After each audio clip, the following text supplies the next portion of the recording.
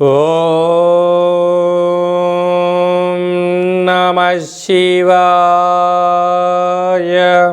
ఓం నమో నారాయణాయ. కర్మ నివారణ నరదృష్టి నివారణ కాళభైరవాయై నమో నమః. ఓం కాళకాలాయ విద్మహే కాళాతీతాయ ధీమహి తన్నో నరదృష్టి నివారణ కాళభైరవ ప్రచోదయాతు. హరి ఓం. మా ఛానల్కి స్వాగతం. చూస్తున్న వీక్షకులకు ప్రేక్షకులకు ప్రియ కాళభైరవ భగవద్బంధులకి స్వాగతం పలుకుతూ, ఈ సంవత్సరంలో జరిగినటువంటి అద్భుతాలు ఐశ్వర్యాలు అలా జీవితకాలంలో నిత్యము ఐశ్వర్య ఆనందంగా గడపాలని, సకల అష్ట కష్టాలకు స్వస్తి పలుకుతూ నూతన అధ్యాయ జీవితంలో సువర్ణ అధ్యాయానికి స్వాగతం పలకాలని కోరుకుంటూ, అందరికన్నా ముందుగా శ్రీ పరాభవనామ సంవత్సర పండగ శుభాకాంక్షలు. ద్వాదశ రాశుల్లో గ్రహ గమనాలు వీక్షింపచేద్దాం.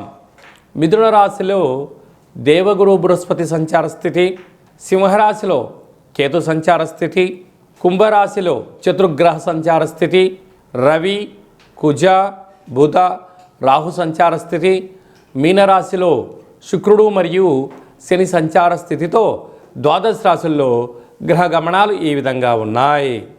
తులారాశి వారికి ఏడాది తర్వాత పంచమ స్థానంలో చతుర్గ్రహ సంచార స్థితి ఉండడం, గ్రహణకాల సమయంలో దోషం లేకపోయినను యోగం పొందాలి అన్నట్లయితే ఎలాంటి విధి విధానం పాటించాలో ఈ వీడియోలో సవివరంగా సంపూర్ణంగా తెలుసుకుందాం.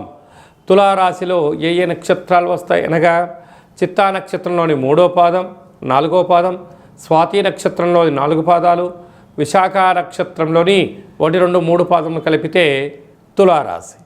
రాశాధిపతి శుక్ర భగవానుడు.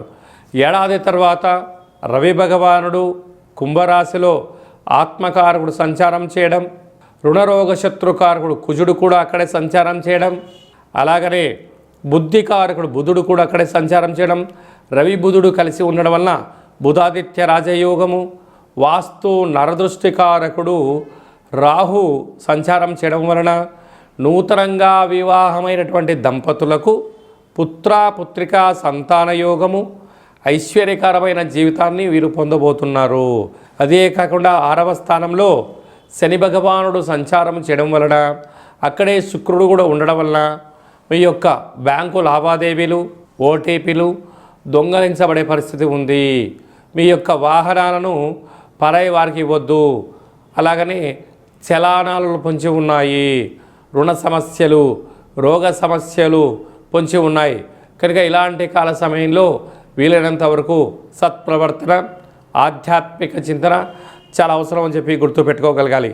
భాగ్యస్థానంలో గురు సంచార స్థితి ఉండడం వలన వృత్తులలో ఉద్యోగాలలో వ్యాపారాల్లో ప్రమోషన్స్ రావడం, ఉన్నతమైన జీవితాన్ని కూడా పొందబోతున్నారు.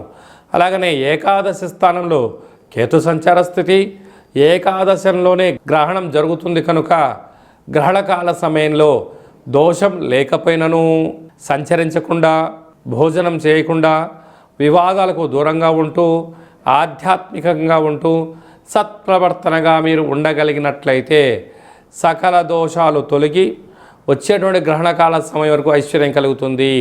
అలాగే తెలుగు సంవత్సరాది చివరి అష్టమి తిథి యందున కూష్మాండ దీపాన్ని వెలిగించి కాలభైరవ అష్టకాన్ని వినడం, చదవడం, వ్రాయడం వలన యోగాన్ని పొందుతారు అని చెప్పి గమనించాలి.